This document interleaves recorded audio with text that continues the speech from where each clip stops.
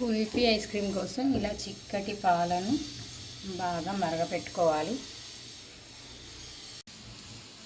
పాలు చూడండి మరుగుతున్నాయి. ఇప్పుడు ఇందులో 2 స్పూన్స్ ఆఫ్ షుగర్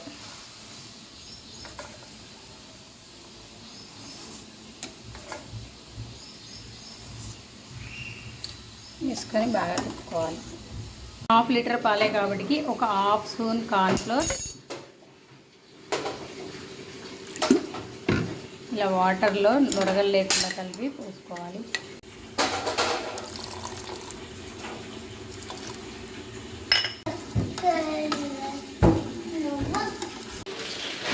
కొన్ని కాజు, బాదం, ఒక 10 దాకా పిస్తా పొట్టు తీసుకొని ఒక 10 పిస్తా, ఫ్లేవర్ కోసం 2 ఇలాచి, ఇవన్నీ మిక్సీ పట్టుకొని పాలల్లో మరుగుతున్న పాలల్లో పోసుకోవాలి.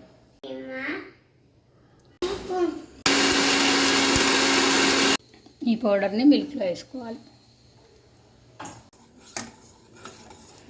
చూడండి ఇలా మరిగాక చిక్కగా అయ్యింది. దీన్ని ఇప్పుడు స్టవ్ ఆఫ్ చేసి కాసేపు చల్లారబెట్టుకోవాలి. ఇలా చల్లారాక మిక్సీ గిన్నెలో మిక్సీ పట్టుకోవాలి. ఇలా కుల్ఫీ మౌల్డ్లో పోసుకొని డీప్ ఫ్రిడ్జ్లో పెట్టుకోవాలి. చూడండి ఫ్రెండ్స్ ఎంత బాగా వచ్చిందో కుల్ఫీ ఐస్ క్రీమ్.